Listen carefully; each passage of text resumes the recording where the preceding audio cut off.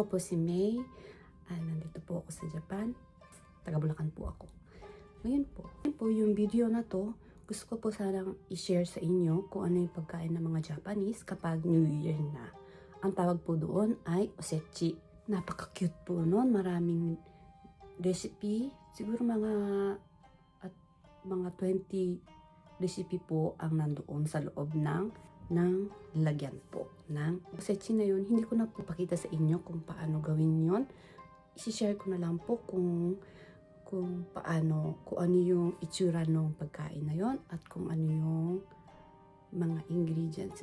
About sa mga ingredients po, papakita ko rin sa inyo kung paano ilagay yung osechi doon sa lalagyan. Ngayon, kumbaga po parang luxury obento po. Yun. Ang tawag po kasi yung obento ay, ibig sabihin po, ay baonan. Baon po. Pagkain po ng mga Japanese po dito sa Japan. Ngayon po, ngayon ipapakita ko na po sa inyo yung mga picture na yon, kung ano yung mga itsura nila. So, let's start!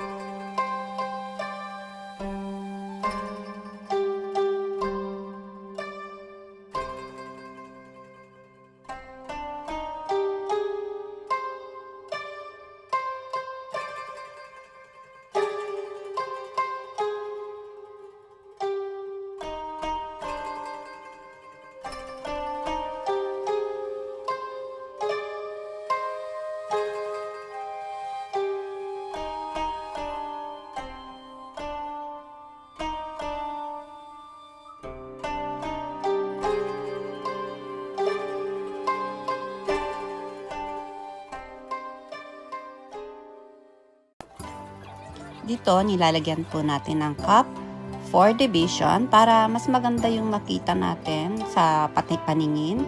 At tamang-tama lang yung mga dami nila. Pare-pareho yung dami. At gano'n na rin po sa presentation para mas masarap tingnan.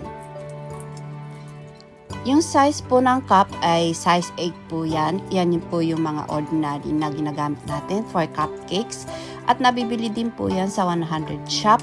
Kaya binibenta yan ng mga 100 shop bago mag New Year. Kaya bili na po kayo bago maubos yan. And I think ito yung pinakamahirap na part kasi iisipin mo pa yung meaning ng menu na ilalagay mo doon sa first floor, second floor, and third floor nung baunan. Ngayon, doon din sa cups, iisipin mo kung ano ilalagay mo doon. Kaya masyado mong gagamitin dito ang utak. Medyo mahirap. This 2026 osechi, dati kasi, yun talagang, original na osechi ang ginagawa ko. Pero kasi marami akong chikiting, 3 ang anak ko. Ngayon, ang main ay ginawa ko yung aking osechi para sa aking mga anak.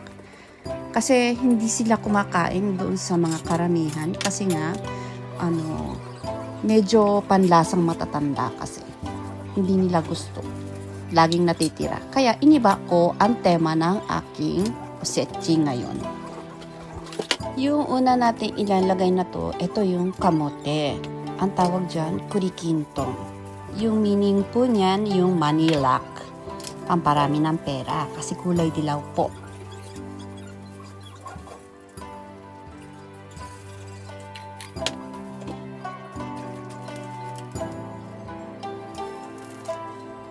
Tinanggal ko yung topping na kamote kasi parang hindi maganda sa paningin. Ngayon yung sunod na ilalagay ko yung black beans. Yung meaning po niyan ay magkaroon tayo ng healthy body para makapagtrabaho tayo this year. Tapos yung susunod po yung sweet and sour radish. Parang atsara po sa atin. Ganun. Yung meaning po niyan ay sana po magkaroon ng magandang pangyayari sa buong taon na to. Tapos, yung susunod po yung shrimp, fried shrimp. Yan po. Yung meaning po ng shrimp na yan ay sana mabuhay ka ng matagal hanggang bumaluktot ang balakang mo. Yan po.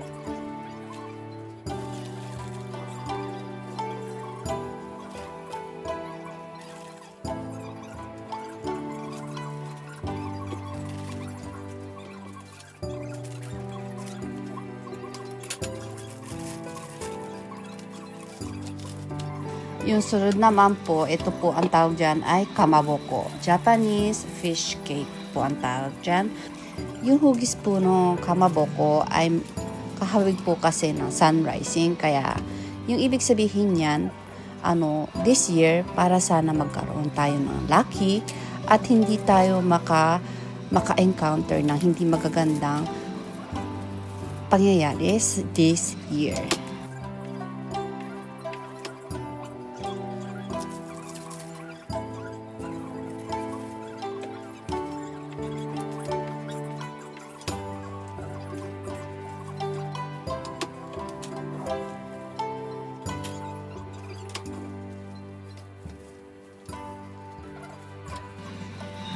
Yung susunod naman po ay yung minatamis na dilis.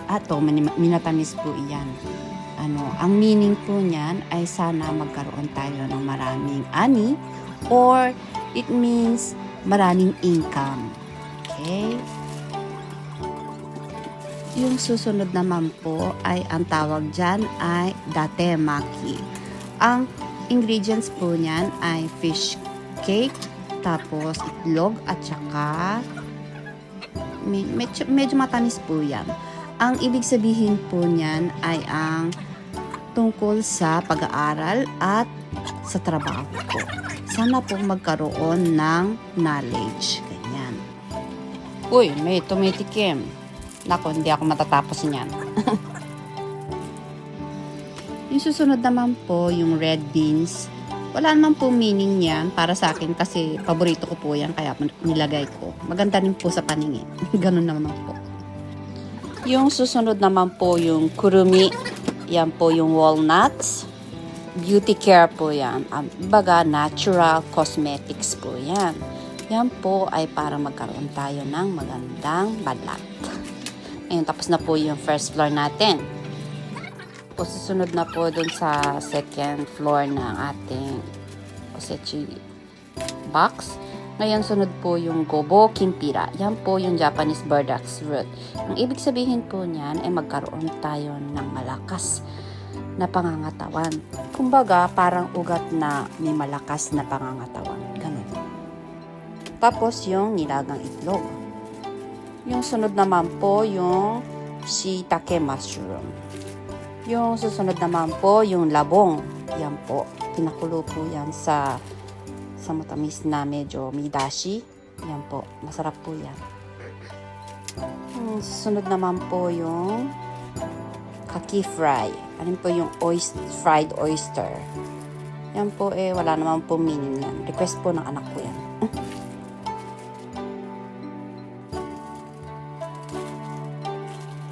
Yan naman po yung tamagoyaki. Yan po yung, ibig sabihin yung itlog po yan, yung fried egg.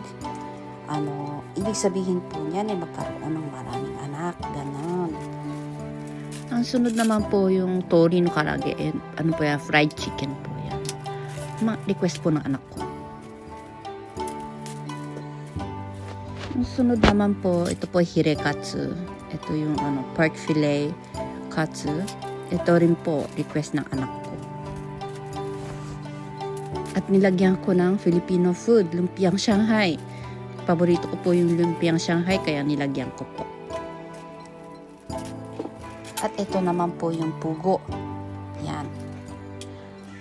Pareho din po yung meaning niyan doon sa tamagoyaki dahil pareho po ito kasi. Yung susunod naman po yung satoi moni. Yan po ay gabi. Ang ibig sabihin po niyan ay maging strong po ang relationship natin sa loob ng bahay.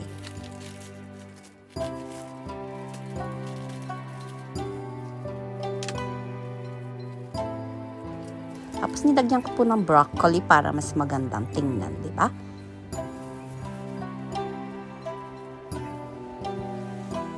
Pinakulo ko po yan sa may lasang asin po para masarap.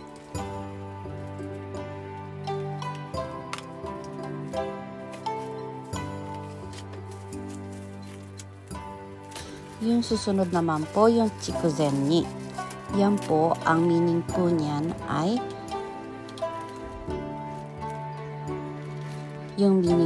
ay sana peaceful tayo sa loob ng bahay.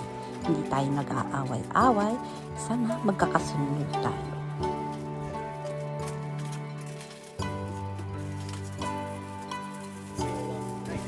Tapos susunod po yung meatloaf.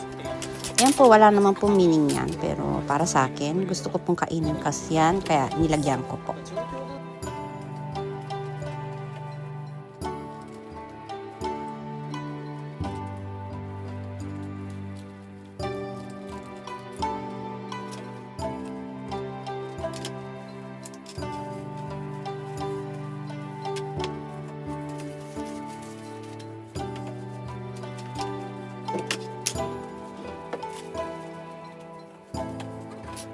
Susunod naman po yung roast beef. Yan po, paborito ko kasi ng mga anak ko, kaya po nilagyan. Special meaning, wala naman po special meaning, kaya lang po, masarap po kasi kaya nilagyan ko. Maganda rin po sa paningin.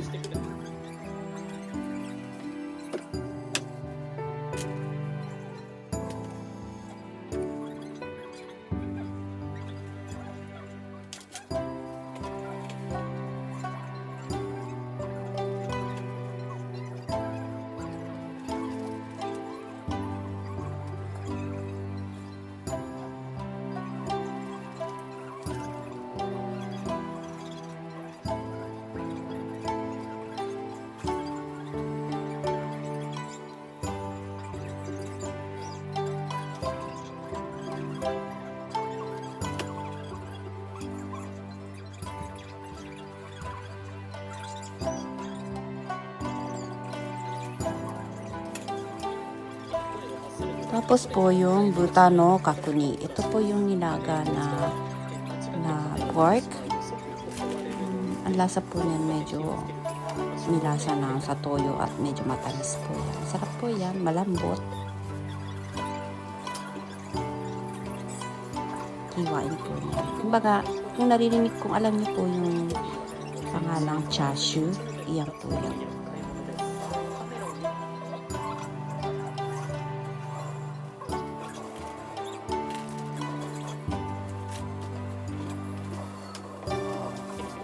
Susunod naman po yung pastrami. Yan po yung ham ng bibe po yan.